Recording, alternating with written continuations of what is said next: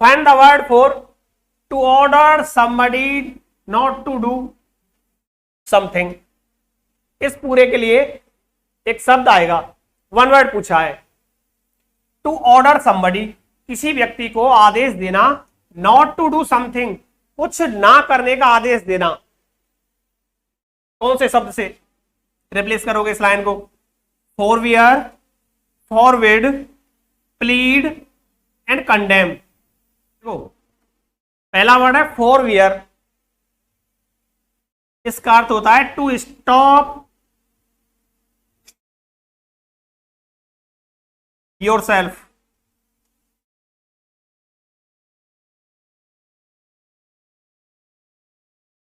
अपने आप को रोकना। फॉरवर्ड का मतलब सीधे सीधे मना करना, इसका अर्थ होता है मना करना। यहां मैं पूरी परिभाषा बताऊं। फॉरवर्ड का मतलब होता है to stop yourself to do something that you want to do. आप कुछ करना चाहते हैं, आप कुछ बोलना चाहते हैं, उससे अपने आप को रोकना। कुछ करना चाहते हैं लेकिन रोक लेना, अपने आप को नहीं करना। कुछ बोलना चाहते हैं लेकिन रोक लेते हैं अपने आप को, नहीं बोलते आप, तो उसे हिंदी में, इंग्लिश में फॉरवर्ड कहेंगे। फॉरवर्ड का मतलब होता है मना करना। सेकंड फॉर्म होती है फॉरवर्ड, कहीं टेंस वगैरह में आ जाए फॉरवर्ड, और इसकी जगह फॉरबिडन, BIDDEN, पूरा लिख देता हूं। फॉरवर्ड, फॉरबिडन, मना करना। प्लीड मतलब to request,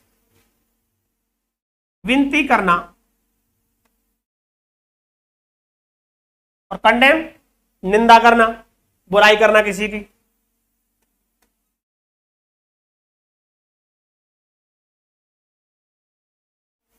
second option forward,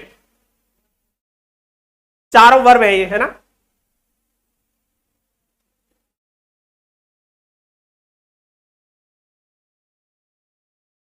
next, find the word similar in meaning to colloquial. Colloquial का सिमिलर वर्ड बताना है, सिनोनिम बताना है। चलो कोलोक्वियल का हिंदी अर्थ बता देता हूं, बोलचाल संबंधी। देखो नाउन होता है कोलोकेशन, बोलचाल, कोलोक्वियल बोलचाल संबंधी, ऊपर लिख देता हूं।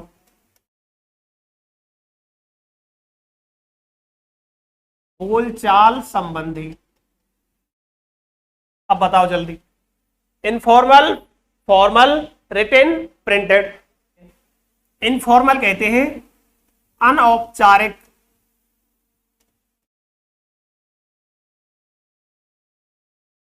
फॉर्मल कहते हैं इसका अपोजिट औपचारिक।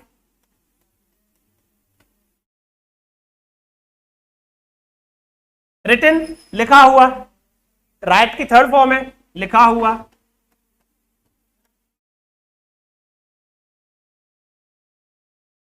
प्रिंटेड, प्रिंट किया हुआ।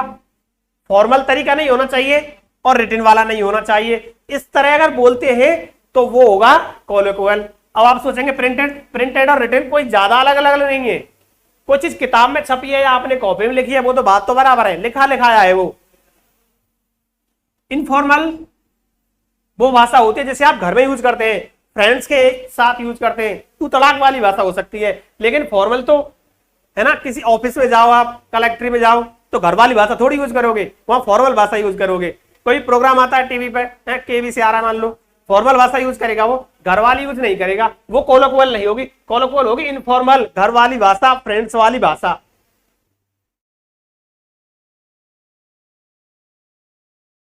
ठीक है।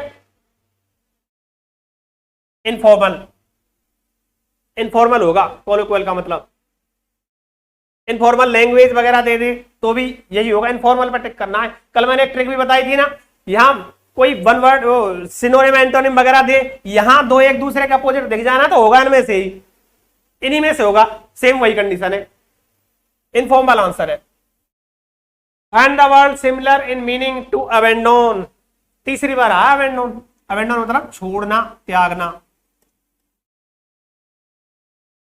बताएं। सिमिलर इन मीनिंग, सिनोनिम बताना है। एक्सेप्ट, बाइंड, लीव और बंडल। यस, लीव का मतलब भी छोड़ना ही होता है। ठीक है, एक्सेप्ट का मतलब स्वीकार करना।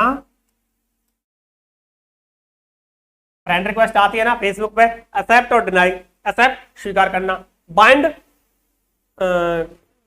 कॉपी फट जाती है, वो कोई मोटी बुक होती है ना, उसकी बाइंडिंग कराते हैं।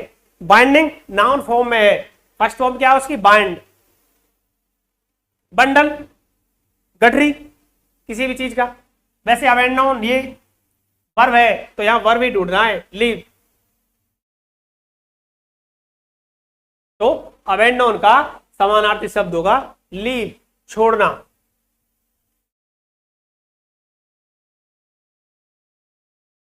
Okay,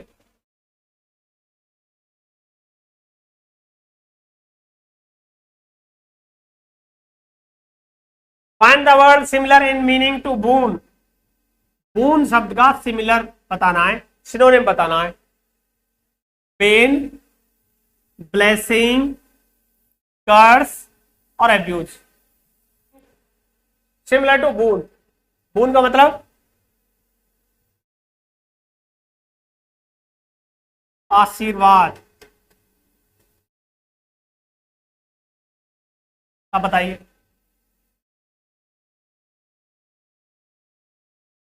yes yes yes, blessing.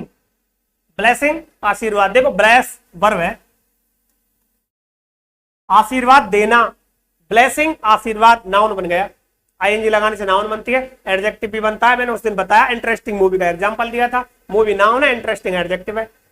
Noun भी बनता है आईएनजी लगाने से और एडजेक्टिव भी बनता है। यहां नाउन है। बेन, कर्स। बेन का मतलब अभिशाप, नाउन है। कर्स अभिशाप। एब्यूज ये वर्ब है, एबीयूएस, एब्यूज गाली देना।